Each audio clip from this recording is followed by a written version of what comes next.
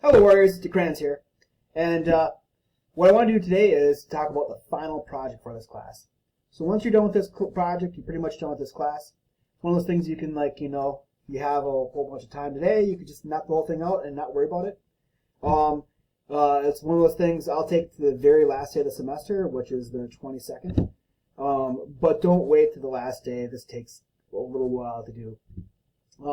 It's a combination of a bunch of different things we've done throughout the semester.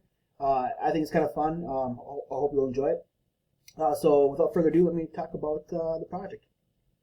Okay, so what the project is you're going to draw a building, a room, a vehicle, an object, just anything that's in either 1-point or 2-point perspective. So that's the first thing you're going to do.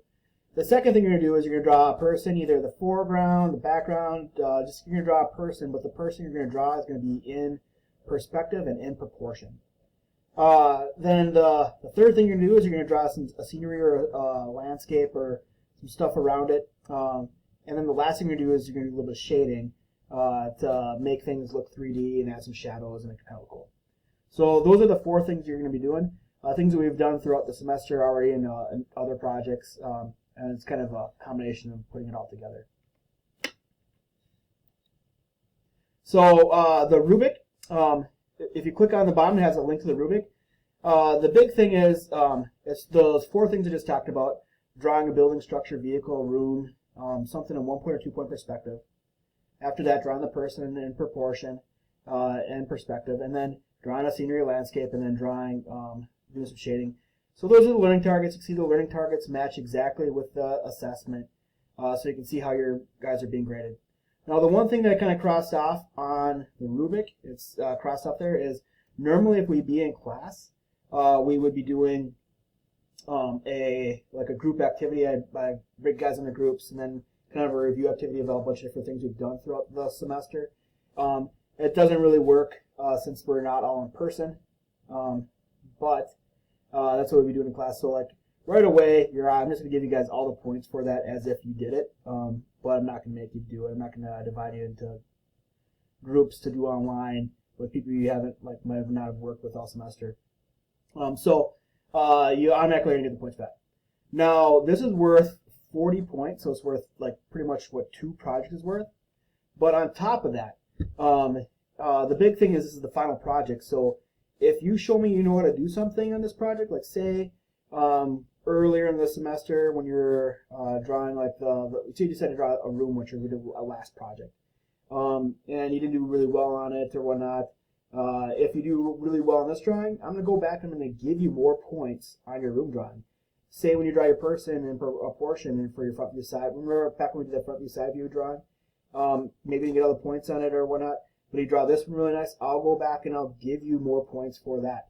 So if you show me that you knew, taking away these are the big takeaways for the class, but you show me you know how to do it, I'll go back throughout the semester and give you more points on it. So it's worth 40 points, but it can be worth more if you didn't get all the points on something and you do really well on this one, because I'll go back and give you points on it. Alright, so first thing I want to do is talk about drawing your 1 or 2-point perspective, like house, vehicle, object, spaceship, whatever it is, whatever you want to draw. As long as it's in per perspective, this will be fine.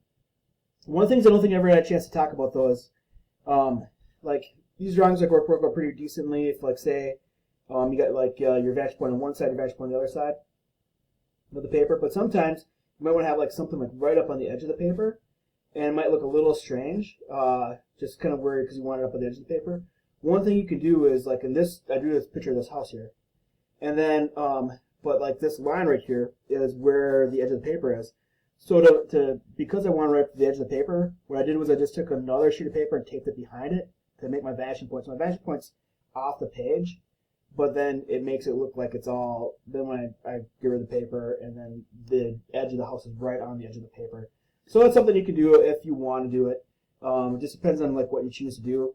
But if you want to have your thing go right to the edge, sometimes you can take a sheet of paper and have a vanishing point right at the end of it. It's just something I never talked about with you guys earlier. And most of you probably, some of you guys will do it, some of you guys won't do it. But I just want to know that's kind of an option and how you would go about doing that. Alright, so Houses, you could do like a simple house if you want. This is the Rambler we kind of drew at the beginning, the first project. You could do a 2-story, 3-story, like a bigger house if you want. Pretty much, you got your vantage point left and right, and you just kind of match things into it. It could be as simple as like an outhouse or a doghouse. It could be as complex as a mansion. It's like whatever you guys, wherever you want, as long as you show me that you know how to draw proportion, you get the points right. Now, in the bottom right corner, it's Google Maps, and like I like to take Google Maps. It's kind of works so nice.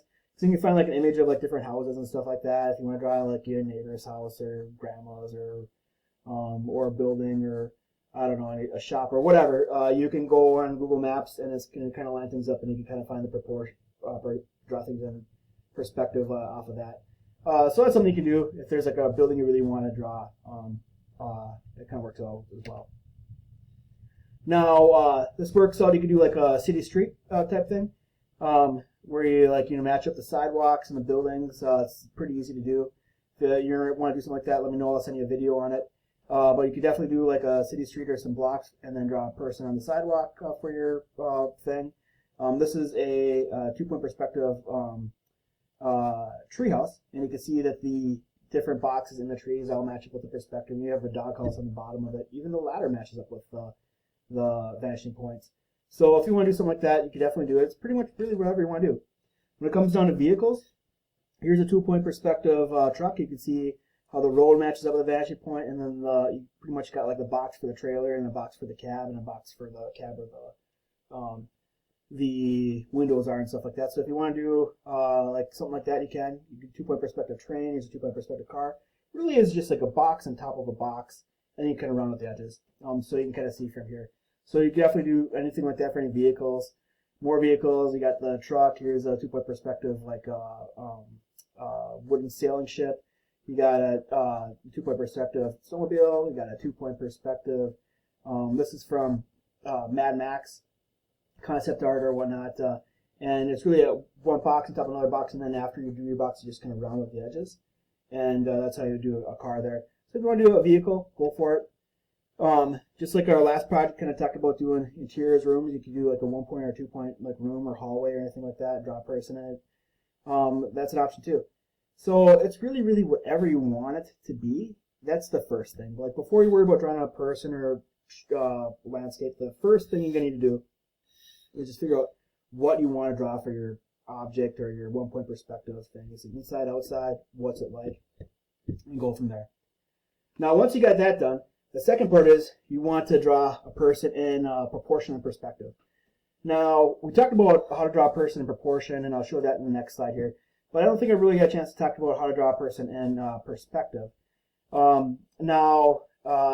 Like this might not matter for a lot of you guys, depending on what you want to do. It's like if I drew a person here, and I drew this person, and I know they're kind of right behind the house, so this is how big they'd be. It's pretty easy if you put the person right next to, or on, or in the 1 or 2-point perspective drawing you're drawing. But if you draw them like not in or on it, or close to it, but say you want to draw the same person up in the front, in the foreground, how would you go about doing it? And the way you go about doing it, it's pretty easy. So you got your vanishing point. This is the vanishing point for the house. If I take the top of the person and the bottom of the person, like how big they would be like from the background, because I know how big they are because they're right next to the house.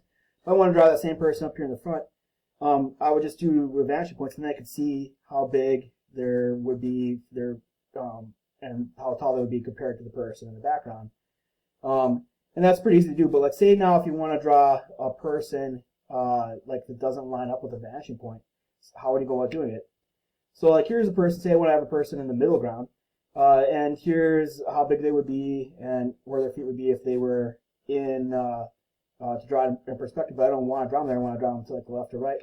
Well, then I would just draw, knowing how big they would be, then I just draw like a line straight horizontally, and for the top of their head, the bottom of their feet. And then I could draw my like little 8 heads things, draw proportion, draw the person there.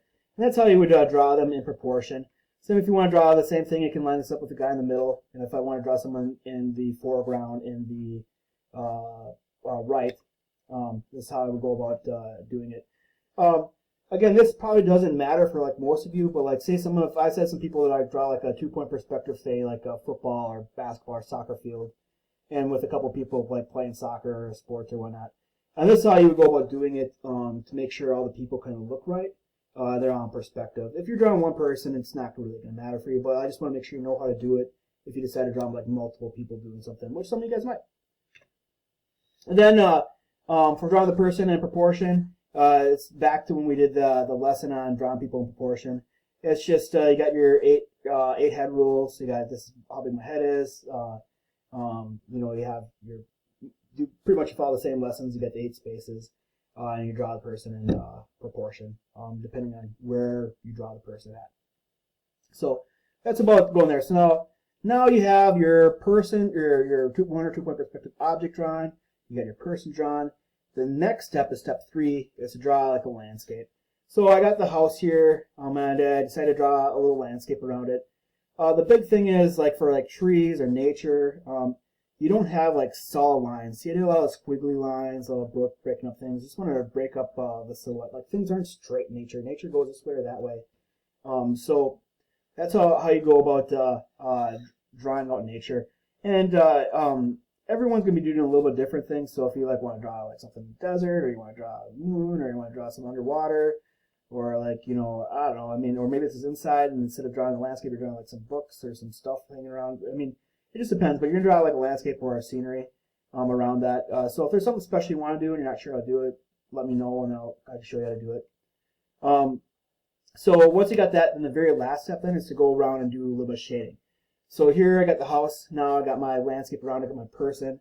And I'm saying my sun's on the left. The light's coming from the left, going to the right. So I'm going to go through and I'm going to shade the opposite sides of each thing and add a little bit of shadow to finish up the project. That makes it start looking more 3D and start looking cool by just adding a little bit of shading. So that's the different steps on how you do the project.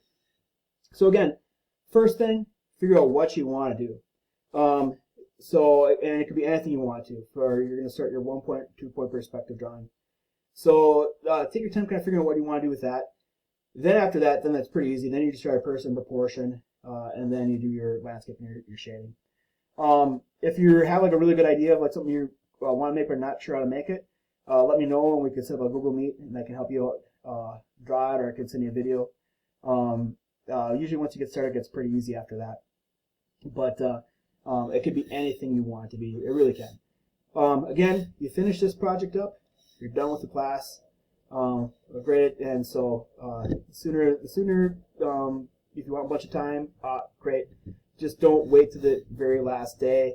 It's just too much to get rid of and too much to do in one day. Worth 40 points, so it's quite a few points. But I think you'll think it's fun. I mean, it's a pretty fun project, and if you've been doing the project throughout the semester, it's pretty easy to do. So that's what I got. I've enjoyed seeing you guys' projects this semester. I wish this was under different circumstances and everyone was in school right now. I'm looking forward to seeing you guys are doing for this project, and I look forward to seeing you guys in the Google Meets. Thanks.